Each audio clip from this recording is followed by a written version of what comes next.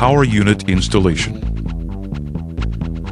Power unit assembly is easier to perform on the ground and allows you to check the assembly prior to lifting the unit into position. The spring assembly includes the drums, springs, and center supports with bearings. More than one center support or shaft might be required, depending on the weight and size of the door and the spring life cycle required. Slide springs with center bearing plates attached onto the tube. We'll discuss alternate instructions for solid shafts later.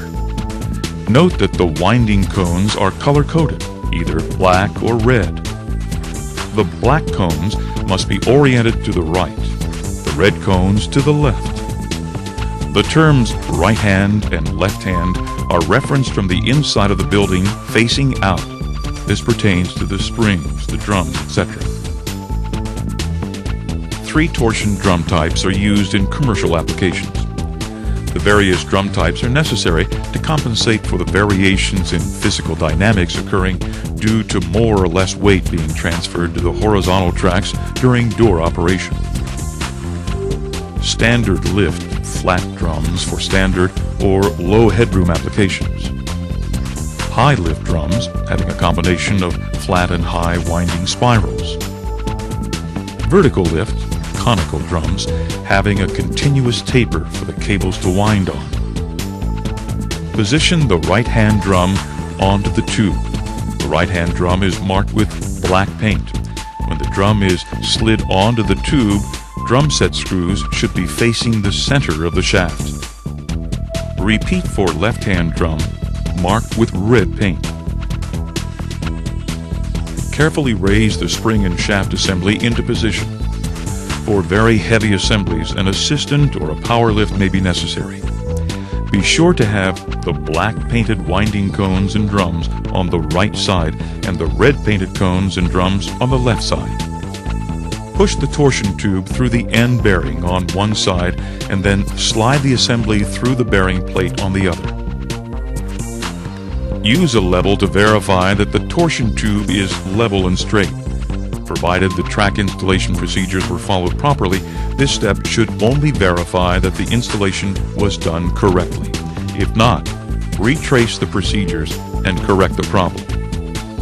If the center support pad is wood, pre-drill pilot holes in the center support pad prior to mounting the spring center support bracket to prevent splitting of the pad.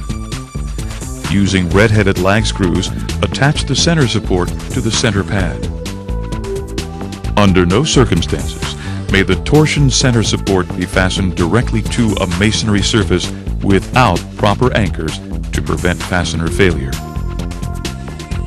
Adjust the spacing of the center supports to ensure that the shaft is straight and at an equal distance from the wall in the center as it is at the end bearing plate. Starting on either side, route one of the cables over the back side of the drum. Insert the stop from the top of the drum through the slot and wind the cable on the drum by turning the top of the drum toward the installer. Most importantly, do not cut the cables. Even if you think there's too much cable, wind the extra cable onto the high spirals of the drum.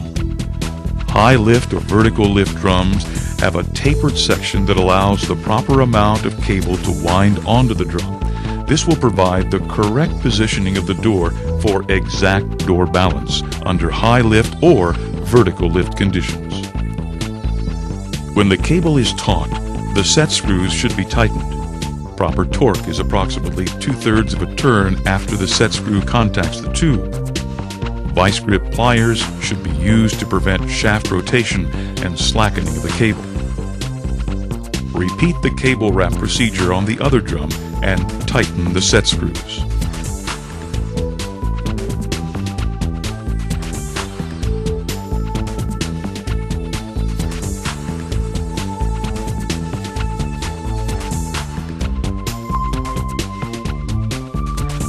Note that spring tension is dangerous.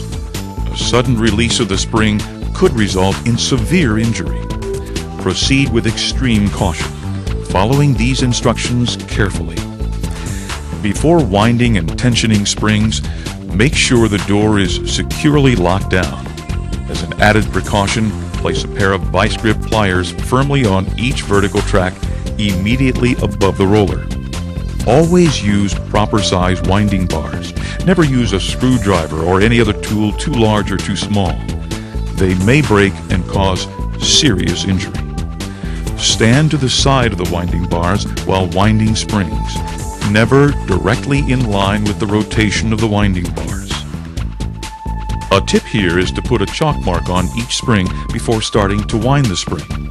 If you should lose track of the number of quarter turns during the winding process, you can count the number of spirals of the chalk mark to determine how many turns you have put on the spring. There will be one spiral for each full turn. Springs should be wound toward the ceiling in quarter turn increments.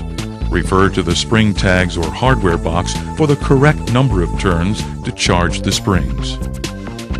When the spring has been wound to the proper amount, tighten the set screws, being careful to set the points firmly into the shaft. This is usually done by turning the set screw approximately 2/3 turn after contacting the shaft. After the first spring has been charged, remove the vice grip pliers from the shaft.